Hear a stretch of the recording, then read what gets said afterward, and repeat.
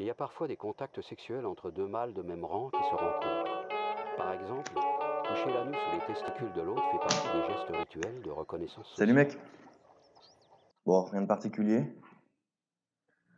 C'est mon pote Baptiste. Il m'appelle pour savoir ce que j'ai fait de la Saint-Valentin. C'est le genre de mec qui t'appelle pour savoir ce que t'as fait de ta soirée, mais sans jamais vraiment t'écouter, juste pour que lui puisse te raconter la sienne. Bref, le mois dernier, je me rends à une expo où il y a un buffet gratos. C'est le seul genre d'expo à laquelle je vais. Je commence à bien bouffer, et je regarde quelques merdes accrochées au mur. Mais au bout de 4-5 coupes de champagne, je me sens pas très bien et je commence à vomir sur une des toiles. À ce moment-là, il y a un critique d'art qui passe derrière moi et qui crie au génie. J'ai sublimé l'œuvre existante. Il me prédit un grand avenir, ma carrière est lancée. Mais lors de cette soirée, j'ai croisé Pamela, l'ex de Baptiste. Et rien que pour ça, je décide de la courtiser. Et bim, ça fonctionne. On se voit pendant quelques jours, même si j'ai pas trop le temps puisque ma carrière d'artiste décolle, mais je fais tout pour la rendre heureuse. Ma première toile se vend une semaine après, bam, je suis millionnaire. Et vu que la Saint-Valentin approche, je me dis que je vais lui en foutre plein la vue. J'avais tout prévu. À 8h, elle se fait réveiller par Christophe May qui lui chante « Il est où le bonheur, il est où ?» Juste pour qu'elle comprenne qu'il est là, le bonheur. Comme prévu, elle fait un malaise, elle tombe dans mes bras, ce qui me laisse le temps de la transporter dans un hélicoptère, et surprise, elle se réveille au milieu du Pacifique en direction de l'île d'Isla Nublar. On fait la bise à John Hammond, il est super content parce que j'ai payé une blinde pour qu'on soit seul sur l'île. Pamela me regarde avec des grands yeux ronds remplis d'admiration. Je lui dis que j'ai dépensé sans compter,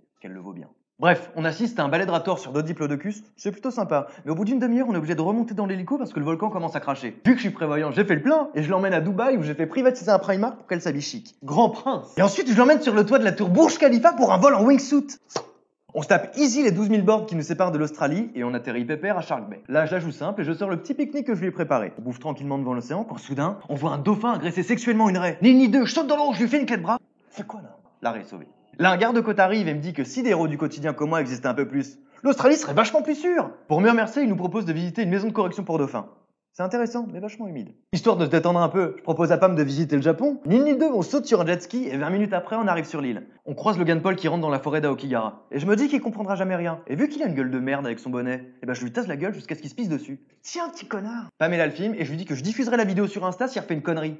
Pam veut rentrer en France, mais j'ai envie de me marrer un peu, du coup on fait une escale en Thaïlande où je lui propose non pas d'échanger de sexe, mais d'échanger nos corps. Ça pique un peu, mais je la trouve tellement sexy en moi qu'on fait l'amour pendant environ 4h38. Elle me remercie, je lui dis que c'est rien, elle me demande de l'épouser, je lui dis que je suis pas chaud. On se quitte en bons termes et elle me répète que je suis un amant incroyable. J'ose pas la contredire. Alors Baptiste, t'as apprécié ma petite histoire? Ça fait mal, hein? Et tu sais quoi? Le pire c'est que j'ai rien fait de tout ça. Et tu sais ce qui me débecte? C'est qu'on est potes depuis quoi? 9 ou 10 ans? Et que t'es pas foutu de te rappeler que le 14 février, c'est la date de la mort de mon père. Tu vas me dire que c'est symbolique et qu'il faut pas que je me focalise sur une date. Mais nom de Dieu, est-ce que tu peux comprendre que j'ai perdu une partie de moi quand je l'ai perdu lui?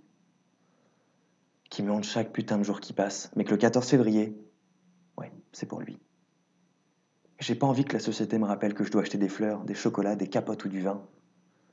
Et que même si j'ai passé une journée de merde, je dois sourire et faire croire que tout va bien. Et toi, quand tu m'appelles pour me dire que ta nana t'a plaqué, ou que t'as sucé ton meilleur pote quand t'étais bourré, bah je t'écoute.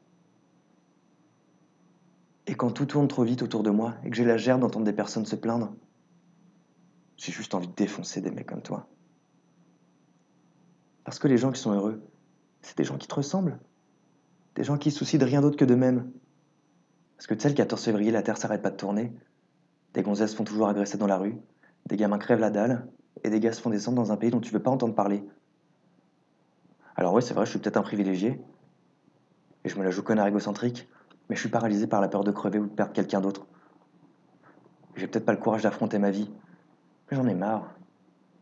Marre de feindre une vie normale. Marre de me dire qu'à 30 piges, j'ai pas de femme, pas de gosse, pas de taf, et certainement pas de vrais potes. Parce que j'aurais juste aimé que tu me demandes comment ça va. Juste ça. Maintenant, j'aimerais que tu me foutes la paix.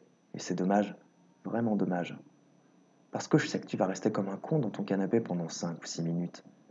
Et ensuite, tu te diras que je suis taré, et t'arriveras même à te convaincre que le mec normal, c'est toi. Et tu te remettras jamais en cause. Qu'est-ce que je t'en